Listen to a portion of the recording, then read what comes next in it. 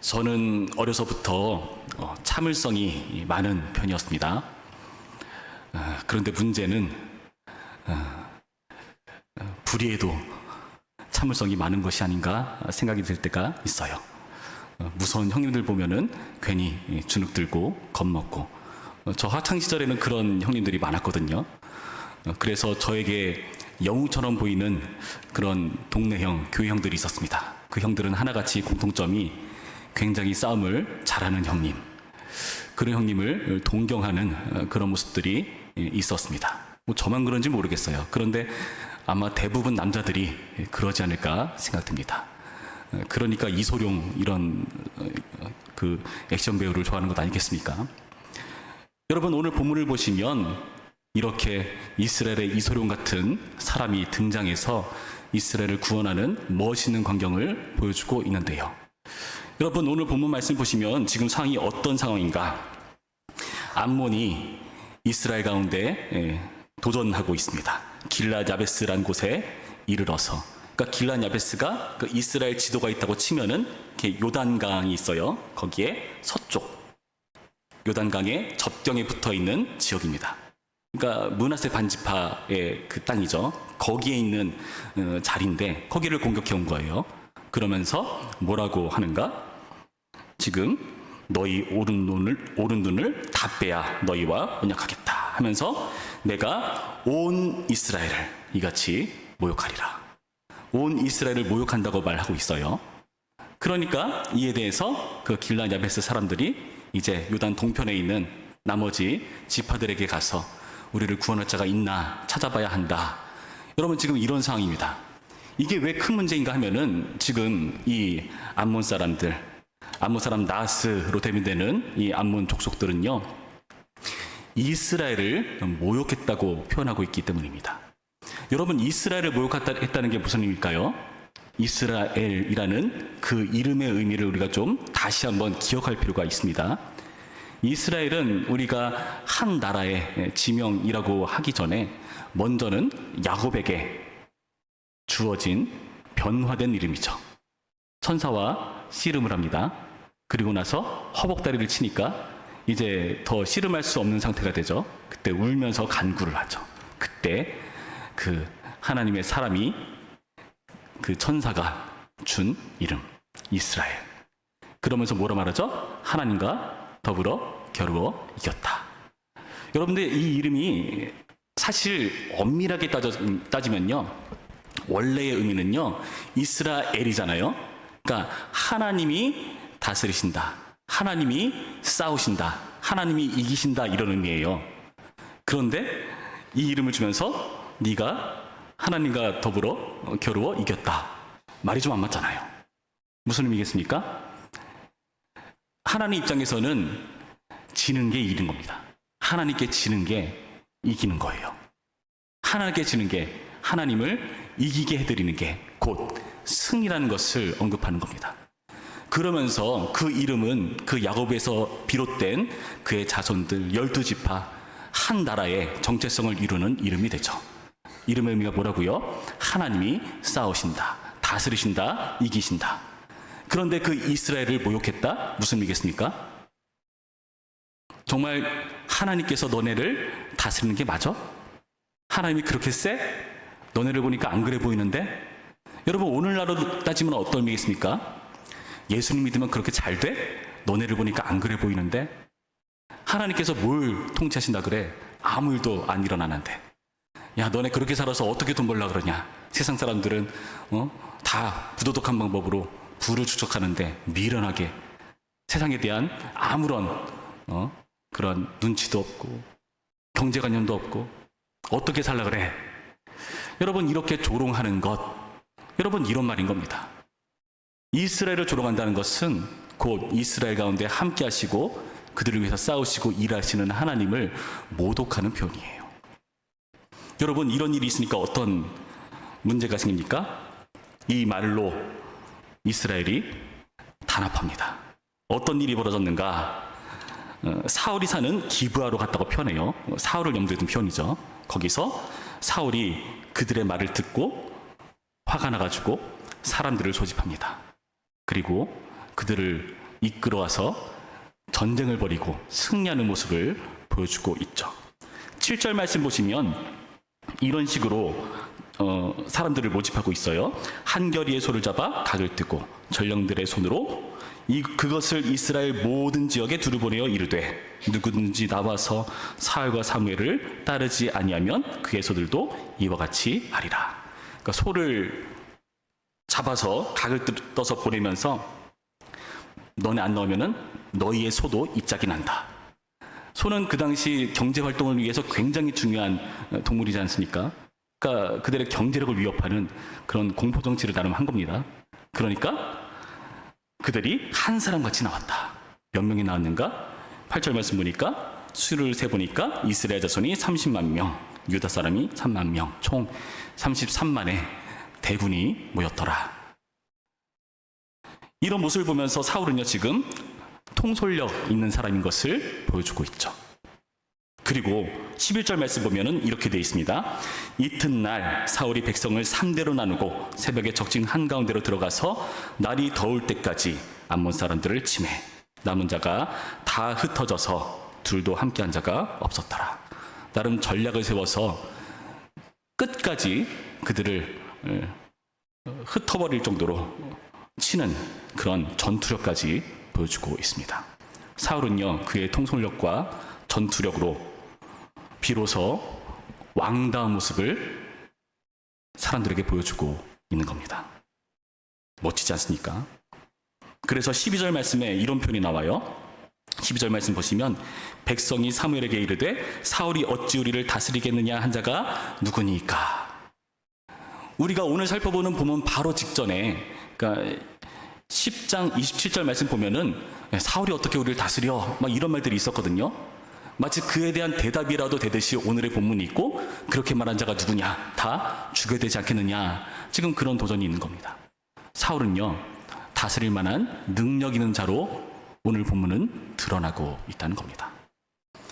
그는 왕으로서 자격을 이러한 싸움을 통해서, 이런 위기상황을 극복하는 과정을 통해서 입증해 내었다는 거죠. 근데 여러분, 정말 사울이 이렇게 구원자의 모습을 보이는 게 맞는가? 정확한가? 한번 우리가 재고해 볼 필요는 있습니다. 한번 자세히 볼까요? 사울이 지금 이스라엘 백성들을 소집하잖아요. 그렇죠? 소집을 하는데 원래는 어떤 일을 했는가 하면은 5절 보시면 이런 표현이 나옵니다. 마침 사울이 밭에서 소를 몰고 오다가 뭐 한 거죠? 농사 지은 것 아닙니까? 경작했던 거예요. 그리고 돌아오는 겁니다. 여러분, 이 표현은요, 참 이상합니다. 사울이 이 직전에 어떤 일이 있었는가? 이스라엘 백성들 앞에서 하나님께서 왕으로 택한 자를 선발하는 그 과정을 겪습니다. 근데 사울이 어떻게 합니까? 자기가 뽑히니까 숨어요. 숨습니다.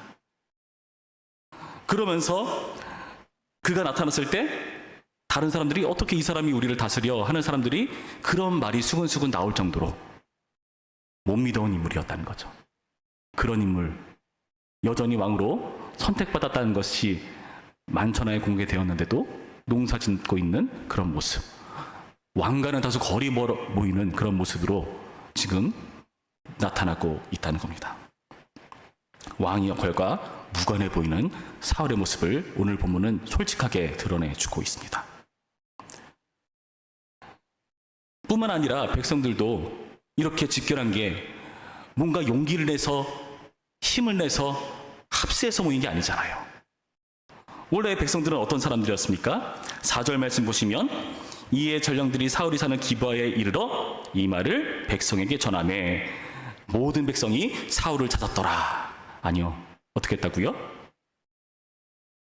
소리를 높여 울더니, 통곡했습니다. 왜 울었을까요? 사울을 전혀 인정하지 않고 있는 태도입니다. 왕에 대한 기대가 전혀 없는 그런 백성의 모습을 보여주고 있습니다. 사울이 소집했고 이스라엘은 집결했고 전쟁에 승리하는 그런 멋있는 모습 이면에 우리가 엄밀하게 따지고 들어가면은 사울은 원래 경작하던 차원에 머물러 있었던 사람, 왕으로 임명을 받건 안 받건 상관없이 그냥 자기 일 하던 사람입니다. 백성들 또한 통곡하면서 그토록 왕을 찾아 헤맸는데 사울 인정하지 않고 우리에게 왕강이 없나 봐 하면서 통곡하면서 그치고 있는 그런 차원에 머물러 있는 것을 오늘 본문은 보여주고 있습니다. 여러분, 왕의 역할이 무관한 사울, 왕에 대한 기대가 전무한 백성, 도대체 이 구원은 누가 이루셨습니까? 전쟁이 끝났을 때 사울이 분명히 밝혀주고 있습니다. 13절 말씀 볼까요? 13절 말씀 보시면 사울이 이르되 이날에는 사람을 죽이지 못하리니 여호와께서 오늘 이스라엘 중에 구원을 베푸셨음이니라. 누가 구원하시다고요?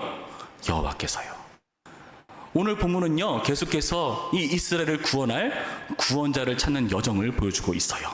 어떻게 시작되었습니까? 3절 말씀에 그 야베스의 장로들이 그 아몬 사람 나하스에게 뭐라 말합니까?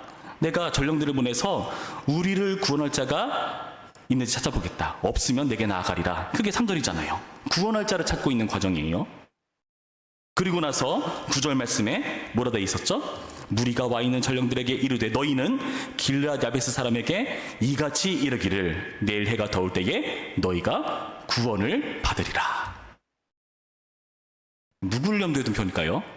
여기서 구원받으리라 하는 것은 사람이 많이 모였으니까 자신감 있게 말하는 것 같잖아요. 우리 이제 33명 됐어. 너네 걱정 마. 우리가 물리쳐줄게. 그런 느낌이잖아요. 아니면 사울이 특출난 그런 능력을 보여가지고 한 사람의 특출난 그런 영웅이 이 승리를 잡은 것인가? 아니면은 33만 대군이라는 그 대단한 숫자가 이 전쟁을 승리로 이끈 것인가? 아니라고 말합니다. 여호와께서 하신 것이다. 사울은 분명히 밝힙니다. 13절에 여호와께서 오늘 이스라엘 중에 구원을 베푸셨음이니라. 여러분, 여호와께서 어떤 식으로 이 과정의 역사인지 볼까요? 사울은 원래 어떤 사람이었다고요? 그냥 경작하던 사람이었어요. 왕에 대한 그런 감각이 전혀 없었던 사람이었습니다. 그런데 어떻게 합니까? 6절 말씀 함께 볼까요? 사울이 이 말을 들을 때에 하나님의 영에게 크게 감동되매 성령께서 감동을 주어서 그 이후에 반응이 나타난 겁니다. 그의 노가 크게 일어나 하나님의 분노를 가지고 이제 이렇게 통솔력을 발휘하고 있다는 겁니다. 소를 물던 사람이 하나님의 감동 때문에 분노가 일어나서 이스라엘을 모욕하는 그 암몬에 대해서 분노가 일어나서 사람들을 모집하는 겁니다. 그러니까 그 백성들에게도 어떤 일이 벌어집니까? 7절 뒷부분 보시면은 여호와의 두려움이 백성에게 임하매 그들이 한 사람같이 나온지라. 여호와께서 감동케 하셨고 여호와의 영이 두렵게 만드셨습니다. 그렇게 해서 전쟁이 이루어질 수 있었던 겁니다. 여러분, 우리는 이걸 놓쳐서는 안 돼요. 원래 경작하던 사람, 원래 통곡하던 사람, 그런 사람들에게 하나님께서 역사하시면 어떤 일이 벌어진다고요? 하나님의 분노를 가지고, 하나님의 두려움, 공포심을 가지고 이 전쟁에 참여하는 일이 벌어지고 있다는 것을 오늘 본문은 보여주고 있습니다. 분노를 만드시는 하나님, 공포를 조장하시는 하나님, 너무한 하나님처럼 느껴지십니까? 아닙니다. 이러한 분노와 공포가 있어야 어떤 일이 벌어집니까? 9절 말씀에 나와 있듯이 전령들이 돌아가서 야베스 사람들에게 전하매 그들이 기뻐하니라. 15절에 모든 백성이 길갈로 가서 거기서 여호와 앞에서 사울을 왕으로 삼고 길갈에서 여호와 앞에 화목제를 드리고 사울과 이스라엘 모든 사람이 거기서 크게 기뻐하니라. 여러분, 하나님께서는 때로는 이러한 분노와 공포를 조장하시는 것 같지만 그 목적은 뭡니까? 구원을 통한 기쁨, 그 기쁨을 주시기 위해서 이런 과정을 겪어나가고 계시다는 겁니다. 특출난 사람이 하지 않았습니다. 다수의 사람이 하지 않았습니다. 여호와께서 이 일을 이루시는 겁니다. 이 모든 과정을 통해서 이스라엘 가운데 기쁨을 주시는 여호와 하나님이 구원자라는 사실을 본문은 보여주고 있다는 거죠. 그럼 중요한 건 뭡니까? 우리는 이 본문에서 뭘 확인해야 됩니까? 그렇다면 사울은 뭔가? 사울은 뭔가? 우리는 사울이 구원자라고 생각했는데 구원자는 하나님이십니다. 그렇다면 사울은 도대체 뭔가? 사울은요, 하나님을 대변하는 사람일 뿐입니다. 여러분, 이 원리를 기억하시기 바랍니다. 사울은요, 하나님을 대변하는 사람이에요. 아까 읽었던 6절에서 7절까지의 말씀 보시면은 그 여호와의 영 때문에 감동이 일어나 분노하고 공포를 만들고, 여러분, 이 모든 과정이 어떤 일입니까? 이스라엘을 모욕한 것에 대한 하나님의 분노와 심경을 그대로 감각하고 있는 자라는 거죠. 여러분, 성령께서 우리 가운데 임하시면요, 하나님의 심령이 우리 가운데 느껴지는 겁니다. 그래서 그 영의 도전과 그 영의 명령 앞에, 그 하나님께 주시는 마음에 우리가 하나 되어서 쫓고 순종하고 하나님 나라의 일을 감당하는 것이 원리입니다. 그게 대변자예요. 사울은요, 하나님의 마음을 대변하는 인물이었습니다. 여러분, 이것을 다른 말로 하면 뭘까요? 다윗에게 붙었던 유명한 표현, 하나님의 마음에 합한 사람. 원문은요, 보다 더 직접적입니다. 다윗에 대해서 뭐라 말하냐? 하나님 마음 사람, 끝이에요. 그러니까 어떻게 해석하냐는 좀 여지가 있는데, 하나님 마음이 의인화된 그 자체로 사람이 된 게 바로 다윗이라는 거죠. 왜일까요? 하나님의 마음을 그대로 감각해서 그 마음을 표출하는 사람이니까요. 그 마음을 대변하는 사람이니까요. 이 세상의 아픔에 대해서 하나님께서 보시는 그 안타까움을 그대로 고스란히 느끼고 그 안타까움을 표출하는 사람. 한 영혼에 대한 그 구력의 열정을 고스란히 가지고 그 영혼에게 나아가는 사람. 이 땅 가운데 죄악이 관영하고 타락해가는 그런 모습들을 보면서 견디지 못하는 그런 사람. 여러분, 그게 바로 하나님 마음 사람입니다. 하나님의 마음을 그대로 의인화한 자체, 하나님의 사람이라는 거죠. 거창한 것만 얘기하니까 부담스러워 보이죠? 여러분, 쉬운 것부터 갑시다. 제가 예전에요, 우리 부천평안교회 예배당에서 1층 창고에, 지하에 있는 창고에 갈 일이 생겼어요. 거기 가서 문을 여는데 하필이면 제 눈에 바퀴벌레가 죽어있는 게 눈에 띄었습니다. 근데 그때 제가 되게 바빴거든요. 어떤 마음이 들었느냐, 나중에 치우지고 하고 그냥 무시하고 챙길 것만 챙기고 빨리 올라갔어요. 그런데 마음 가운데 어떤 생각이 드는가? 야, 네가 봤잖아, 네가 치워야지 하는 마음이 계속 들어요. 회개하는 마음으로 내려가서 휴지를 둘둘둘 말아서 바퀴벌레 시체를 취해서 휴지통에 버렸습니다. 저는 하나님 마음 사람이 됐습니다. 거창한가요? 우리 다임 목사님은 더 대단하십니다. 다임 목사님은 항상 하나님의 마음에 합하셔가지고 가다가 보이는 쓰레기 족족 다 주우셔가지고 버리십니다. 항상 저희를 앞서 가시기 때문에 저희가 죽기도 전에 먼저 주우셔요. 저희가 안 주우려고 한 게 아니라 먼저 앞서 가시기 때문에요. 여러분, 어떻습니까? 거창한 게 아니라 쉬운 것부터 가자고요. 여러분 마음 가운데 성령께서 주시는 감동, 그 감동이라는 표현도 거창하죠. 주님께서 원하시는 게 이런 게 아닐까? 오늘 설교 말씀 들었는데 이런 걸 적용해야겠네?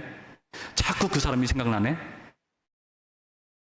내 모건시켜 중에 누군가 집안에 어떤 문제가 있다던데, 내가 오늘 교회 그 모임에 나가지 않으면 분위기가 좀 썰렁해질 것 같은데, 봉사하는 자리에 다들 바빠서 못 온다고 하는데 괜히 나만 나가면은 나만 죽어라 일하는 거 아니야? 그래도 나가야지. 여러분, 그게 바로 하나님 마음을 대변하는 일이라는 겁니다. 거창한 게 아니라는 거예요. 또 사울은요, 어떻게 했는가? 하나님의 명예를 대변합니다. 아까 우리가 살펴봤듯이 13절 말씀에 여호와께서 오늘 이스라엘 중에 구원을 베푸셨음이니라. 그러니까 사람을 죽여서는 안 되죠. 구원을 베푸셨는데요. 그렇죠? 구원을 베푸시는 하나님, 그리고 그 구원자가 바로 여호와라는 것을 드러내는 사람. 사실 이런 상황이라면은 저 나를 무시하던 저것들 아주 좋은 기회다, 명분이 좋다, 너네 한번 혼쭐 좀 나봐라 하고 치고 싶지 않겠습니까? 그게 뭘까요? 하나님의 명예가 아니라 자기 명예를 위해서 하는 행동 아니겠습니까? 자기 명예를 위해서, 자존심을 위해서 하는 행동. 그러나 사울은 하나님의 명예를 위해서 하나님을 강조하고 그분이 구원자시라는 것을 보여주고 있습니다. 여러분, 이것을 겸손이라고 하는 겁니다. 지보다리에 숨는 게 겸손이 아니라 하나님의 마음과 하나님의 명예를 대변하는 인물이 되는 게 바로 겸손입니다. 하나님의 영광을 가리는 교만을 누르고 자기 영광을 가리는 겸손을 드러내는 행동, 이것이 바로 하나님의 마음과 명예를 대변하는 겸손한 사울의 모습이라는 것을 여러분, 이 본문을 통해서 확인하셔야 합니다. 여러분, 그렇다면 사울은요, 대변자예요. 여러분, 이 대변자 사울은 우리에게 어떤 교훈을 줍니까? 여러분, 이 싸움이 어떤 싸움인가를 우리는 살펴봐야 됩니다. 제가 예전에 동경에서 썼던 싸움 잘하는 형님들, 그들이 왜 멋있어 보였을까? 세니까, 다 이기니까. 그런 게 멋있어 보였다면은 오늘 본문을 보면 단순히 센 게 멋있는 게 아니라고 밝혀줍니다. 무엇에 대한 싸움인가가 중요합니다. 여러분, 당신은 어떤 시대였습니까? 바로 앞에 성경 구절 보시면은 10장 19절 말씀에 이렇게 사무엘이 그 당시 시대를 설명해요. 10장 19절 말씀 보시면 너희는 너희를 모든 재난과 고통 중에서 친히 구원하여 내신 너희의 하나님을 오늘 버리고 이르기를 우리 위에 왕을 세우라 하는도다. 뭐죠? 구원자 하나님을 버렸어요. 그리고 왕을 세워달래요. 하나님을 버렸다는 것, 그리고 왕을 세워달라는 건 무슨 뜻이죠? 하나님이 하시는 게 자기들 마음에 안 드는 겁니다. 어떤 왕을 세울까요? 자기 마음에 합한 왕을 세우겠죠. 자기가 마음에 드는 그런 왕을 세울 겁니다. 근데 그 왕조차 마음에 안 든다면 어떻게 할까요? 자기가 왕이 되려 할 겁니다. 그 모든 것들은 자기를 위해서, 나를 위한 싸움, 자존심 때문에 목숨 거는 그런 열정을 보이는 죄악상이라는 것을 우리는 살펴봐야 합니다. 오늘날이 그렇지 않습니까? 오늘날 다들 자존심에 혈안이 되어 있습니다. 자기 자존심, 자기 명예에 목숨을 거는 시대입니다. 하나님의 명예가 아니라요. 근데 예수님은 반드셨죠. 예수님은 우리를 살리시려고 자신이 죽으셨죠. 그래서 오늘날 이 시대는요, 여러분, 하나님의 마음과 명예를 대변하는 사람이 절실합니다. 그런 사람이 누굴까요? 이스라엘의 왕이 될 수 있는 겁니다. 그런 사람이 바로 하나님이 사시는 이스라엘의 왕입니다. 사울은 오늘의 본문을 통해서 왕이라면 마땅히 해야 될 바가 무엇인지를 보여줍니다. 자기가 구원자가 아니라 하나님이 구원자시다. 하나님의 마음과 명예를 대변하는 인물이 되는 것입니다. 하나님의 마음과 일치하는 그런 일들을 쫓는 사람이 되어야 합니다. 자기 명예는 죽더라도 하나님의 명예를 드러내는 사람이 되어야 합니다. 여러분, 그래서요, 이런 이스라엘 왕의 조건으로 신명기서 17장 18절에서 20절까지의 말씀에서는 이렇게 설명해 주고 있습니다. 그가 왕위에 오르거든 이 율법서의 등사본을 레위 사람 제사장 앞에서 책에 기록하여 평생에 자기 옆에 두고 읽어 그의 하나님 여호와 경외하기를 배우며 이 율법의 모든 말과 이 규례를 지켜 행할 것이라. 그리하면 그의 마음이 그의 형제 위에 교만하지 아니하고 이 명령에서 떠나 좌로나 우로나 치우치지 아니하리니 이스라엘 중에서 그와 그의 자손이 왕위에 있는 날이 장구하리라. 이스라엘 왕으로 장구하기 위해서는 전제 조건이 있습니다. 율법대로 행해야 합니다. 율법은요, 하나님께서 이스라엘에게 명하신 하나님의 취향이 담겨있는 내용들입니다. 우리 하나님 뭘 좋아하시지? 뭘 싫어하시지? 우리가 어떻게 살기를 원하시지? 자기 뜻이 아니라 자기의 마음과 자기의 명예를 위한 싸움이 아니라 하나님의 마음과 명예를 위한 싸움을 싸우기 위해서 이런 조건이 붙는 겁니다. 왕은 율법 안에 있어야 된다. 그렇게 해서 하나님께서 원하시는 뜻을 이 땅 가운데 펼쳐내야 된다. 그게 원래 우리에게 주어진 왕으로서의 역할입니다. 아담이 에덴을 통치할 때 자기 마음대로 하는 게 아니죠. 하나님께서 자기 형상대로 아담을 지으셨다고 되어 있어요. 세상 가운데 자기를 드러내는 게 아니라 아담을 보면 하나님이 보여야 되는 겁니다. 그러려면 어떻게 해야 될까요? 하나님 뜻대로 해야 하나님이 보이는 거죠. 그러나 하나님 아니라 자기를 위한, 자기가 하나님대로 하는 그 찰나 그는 에덴에서 추방당하죠. 하나님이 원하시는 왕은 분명합니다. 하나님을 왕으로 높여드리고 그분의 마음과 명예를 헤아리고 펼쳐내는 인물이 바로 왕으로서 마땅한 태도다. 그걸 우리에게 보여주고 있습니다. 여러분, 그래서 참 신비합니다.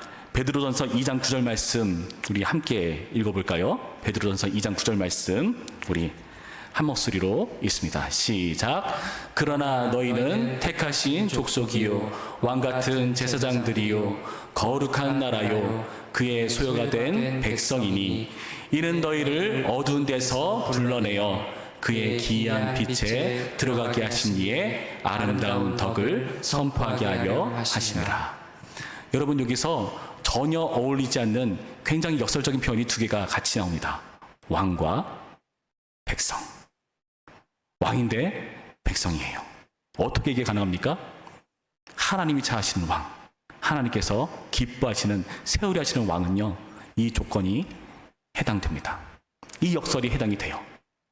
백성으로 살아가는 게 하나님께서 차하시는 왕감입니다. 그게 왕으로서 마땅히 해야 될 본분이라고 본문은 우리 가운데 소개해주고 있습니다. 여러분, 오늘 이 말씀을 잘 기억하셔서 우리의 주어진 자리에서의 우리의 모습을 한번 생각해 봅시다. 과연 나는 하나님의 마음을 그대로 드러내는가? 마음 가운데 성령께서 감동을 주실 때가 있는데 그냥 외면해버리지 않나? 하나님, 지금은 아닌데요. 하나님, 내 형편 아시잖아요. 하나님, 저 얼마나 바쁜지 아시잖아요. 하나님, 왜 하필 저 사람한테 가라는 겁니까? 여러분, 그 마음을 외면하지 않는 겁니다. 그리고 그 모든 과정에 내가 했어가 아니라 하나님이 하셨다는 그 명예를 기억하는 겁니다. 그래서 때로는 불편한 일이 생기겠죠. 내가 한 것 알아주지 않는 억울한 일이 발생할 수도 있습니다. 그럴 때마다 나의 명예 때문에 목숨 거는 게 아니라 하나님의 명예 때문에 목숨 거는 일을 감당하는 겁니다. 예수님께서 우리를 위해서 그렇게 하셨듯이요. 부디 오늘의 말씀을 통해서 왕이라면 마땅히 해야 될 바가 무엇인지, 바로 하나님의 대변자로서 그 하나님의 마음과 명예를 대변하는 역할을 우리가 해야 된다는 사실을 기억하고 다짐하는 오늘의 말씀 되기를 주님의 이름으로 축원합니다. 기도하겠습니다. 참 좋으신 하나님, 감사합니다. 오늘의 말씀을 통해서 우리가 과연 하나님의 마음과 명예를 대변하는 자로 살아왔는가를 살펴봅니다. 주님, 그렇게 살아갈 수 있을 때 우리는 하나님께서 왕이라고 인정해 주시는 그 명예를 회복할 것입니다. 우리 스스로 왕대로 할 때마다 우리는 오히려 왕으로서 자격이 상실될 것입니다. 그러나 오늘의 말씀을 통해서 다시금 왕답게 살라고 격려하시는 하나님의 말씀을 듣사오니 주님, 우리가 나를 위한 싸움 싸우지 않고 하나님을 위한 이 영적인 싸움을 싸워갈 수 있도록 인도하시고, 예수님께서 그러하셨듯이 우리 또한 하나님의 마음과 명예를 위해서 살아가는 우리가 될 수 있도록 도와주시옵소서. 감사하며 예수님의 이름으로 기도합니다. 아멘.